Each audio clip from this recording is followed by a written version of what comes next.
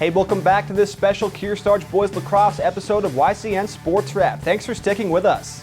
So after the Cougars managed to beat Monadnock in the Division III semifinals in dramatic overtime fashion, we caught up with Kearsarge's head coach Zach Matthews to get his take on the win.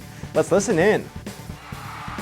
Coach's Corner is presented by Bubba's Bar and Grill on Newberry Harbor, offering fresh salads, hearty sandwiches, brick oven pizza, entrees that are large enough to satisfy anyone's appetite, and award-winning seafood chowder. I think the biggest thing today is Monadnock did a heck of a job coming out, really slowed down the tempo. We played them earlier in the year. It was kind of a very up and down game, a lot of fast break opportunities. And today Monadnock tried to slow down the tempo, and I think that's not really how we like to play the game. And I think we struggled with that tempo a little bit. They kind of tried to slow us down. And, you saw we had some spurts there, like to open the third quarter. I think we rattled a couple off right in a row. But, they did a nice job. And to be honest, this is not taking anything away from Monadnock. That's probably not one of our best games of the year. I think we made some poor decisions there. We had some passing breakdowns. I think we'd like to execute a lot better. Of course, saying that, really proud of the grit the kids showed to get it done. I think everybody has this dream of coming into a semifinal or a final and playing your best game, and it's great. But that's not always the case. We didn't have our best lacrosse today, but we still found a way to win, and that's by staying together and believing in each other and making a play in the end, which was huge. Specifically, I thought our defense was pretty good in the second half. Collectively, you talk about Patrick Lee, you talk about David Benjamin, Sam Kelly.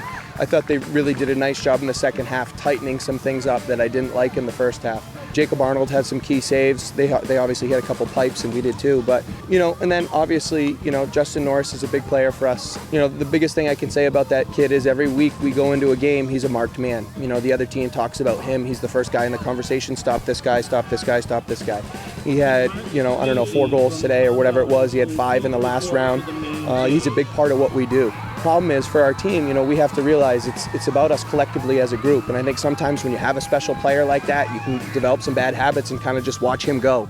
And we really need that supporting cast to have a great game in the finals to beat whoever it is we're going to play. Yeah, this is obviously the goal. I think you don't talk about those things. We talk about playing lacrosse for as long as we can play lacrosse. When you're a senior in high school, this is their last shot at this thing. And so we haven't necessarily used the word championship. In fact, in our locker room, I banned us from talking about it. Anytime somebody says the word championship or title, we have to run sprints. So that hasn't been something we've talked about because we knew we had a talented group coming in.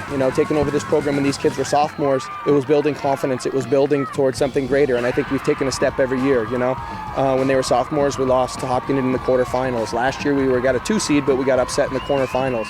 This year, winning 2 games and going to a title game, obviously that's how you want to end it. And these kids have a special opportunity now. How many kids get to graduate from high school at 10:30 in the morning, get on a bus and go and play in a state championship game that day? Is it going to be a busy day? Heck yeah. But what an awesome memory for these kids to take into the rest of their life. Graduate from high school and then play in a title game that day. It sets the table for what could be a very special day. We also asked Coach Matthews what he thinks his team needs to do to beat Hopkinton in the finals. Well, I think the good news is we've already played them twice. Each time we've improved. The first time, we got beat by a significant margin. I think it was 14-6 or 14-8. We didn't play very well.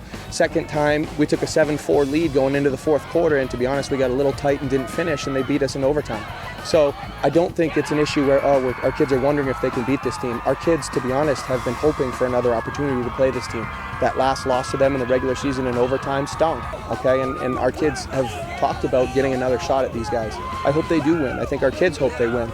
Obviously, whoever we play, we're going to be excited. But I can tell you what, there are a couple exits or one exit down, 89. They're a pretty local opponent. We know each other pretty well. They know our kids. We know their kids. I tell you, it would be one heck of a game. Together on 3. 1, 2, 3, together!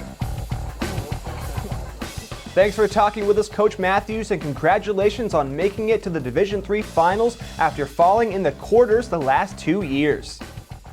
We're going to take a quick commercial break, but when this YCN Sports Wrap special returns, we'll be moving on to the championship game between this Kearsarge squad and the undefeated Hopkinton Hawks. We'll be right back.